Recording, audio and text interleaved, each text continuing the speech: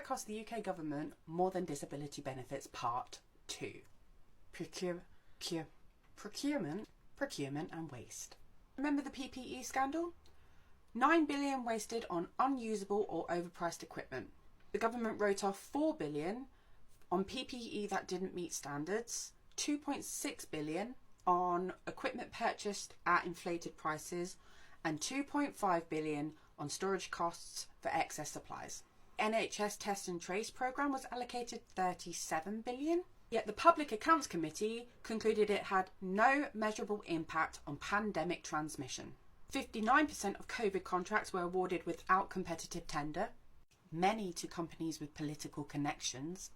The HMRC wrote off 4.3 billion in fraudulent COVID loans they failed to safeguard against. And the National Audit Office found that suppliers with connections to politicians were 10 times more likely to secure contracts through the VIB lane. And do you remember when Rachel Reeves promised to appoint a COVID corruption commissioner? COVID corruption commission. Yeah, that only took 5 months. It only got appointed in December 2nd, so we're going to have to wait to see if any of those billions actually get recovered. Moving on, the Universal Credit IT system, budgeted at 2.4 billion, ballooned to over 5 billion.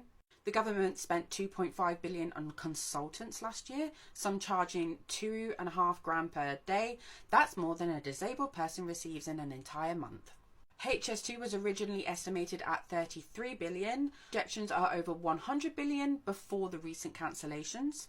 The government spent 1.5 billion on a failed border IT system called Digital Services at the Border.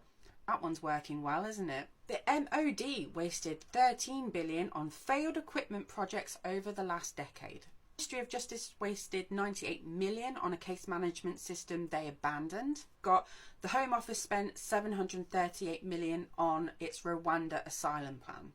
And my question is, do the facts speak for themselves? And just finally, a massive thank you to everybody who liked and followed and commented on my last video, first one on my account, which has kind of blown up a little bit. So I'm really, really grateful. I really wasn't expecting such a huge response. So I'm really glad to make part 2 and hit follow for part 3.